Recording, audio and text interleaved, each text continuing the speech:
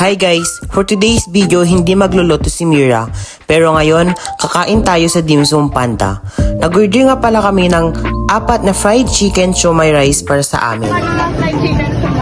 Napakiulit man na ako ng Dahil hindi natuloy yung test namin kahapon, nag-dim sum na lang kami. At nag-order nga kami ng fried chicken siomai rice na 4. Siyempre, hindi mawawala yung 4 na siomai na binili namin na may rice na din kasi fried chicken siomai rice yung binili namin. Siyempre, lang naman na walang rice.